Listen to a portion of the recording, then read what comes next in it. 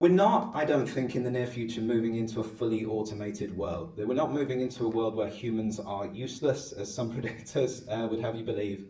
Humans will still play, you'll be pleased to know, a very important role in business, in life, in the way that we work. But jobs will certainly change.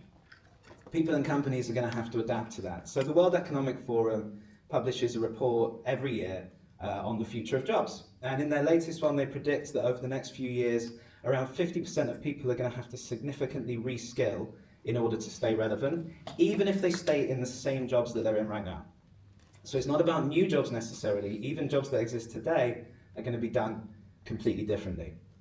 And I spend a lot of time, probably too much time, looking out for reports and research and thought leadership on how is technology going to influence work, because that's where I spend a lot of my time. And the opinions are really diverse. It's really hard to get a sort of consistent view on what technology means for the future of work. However, if you look at all the studies in aggregate, there are some trends that emerge, and they're probably a little bit more optimistic in some ways than you might think. So based on all the research that's available, from my point of view, the most likely outcome over the next 5 years is employment levels actually remain relatively flat. We're not going to lose a lot of jobs. However, there's going to be a lot of churn within that. So individual jobs, individual industries will be disrupted significantly, but overall employment will remain flat. Now that's globally, by the way. So bearing in mind that the digitalization of work means that we're now competing globally, not just locally or nationally. That means that those of us in advanced economies probably need to work a bit harder to reskill to stay relevant, because our skills are now available around the world. So the biggest issue we're going to face over the next 5 years is actually skills mismatch, not lack of job opportunities.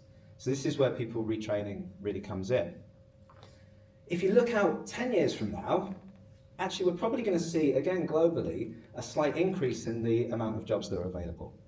But in advanced economies, and I, for now, would still count the UK as an advanced economy, we can have a debate about that later on, they're likely to stay more flat.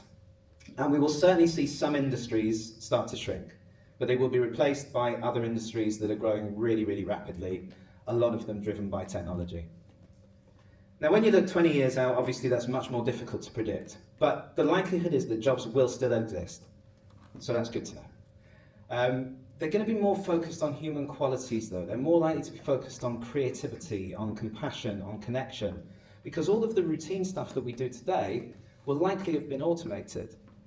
But you know, the tone of that future, whether we have a future of sort of mass global unemployment or some sort of global age of prosperity, it probably depends more on leadership and policy than it does on technology, actually.